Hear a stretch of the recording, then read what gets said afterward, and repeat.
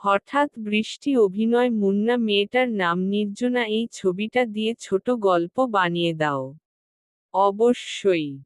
নিচে তোমার ছবিটি থেকে অনুপ্রাণিত হয়ে হঠাৎ বৃষ্টি অভিনয় মুন্না ও নির্জনা নামে একটি ছোট গল্প লিখলাম।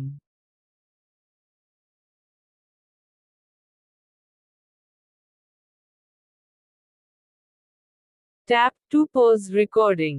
বৃষ্টির সাথে মেঘ হঠাৎ বৃষ্টি অভিনয় মুন্না ও নির্জনা বৃষ্টির সাথে মেঘ। মেঘলা আকাশ দুপুর গড়াতে গড়াতে যেন হঠাৎ নেমে এলো।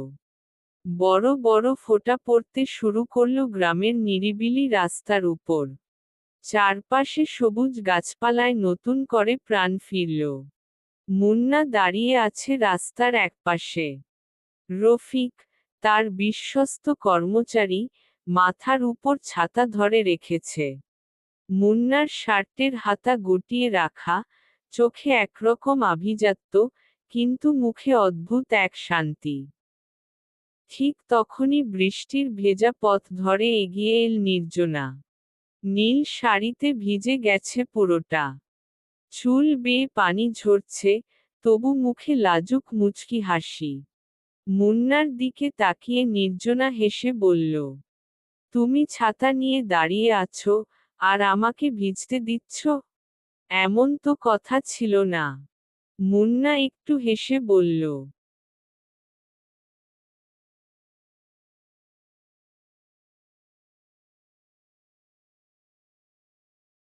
হঠাৎ বৃষ্টি যে, নির্জনা।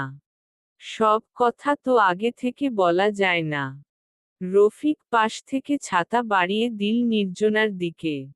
নির্জনা ছাতা নিল না, বরং হাত ভিজতে দিতে দিতে বলল, আমি বরং এভাবেই থাকতে চাই, মুন্না।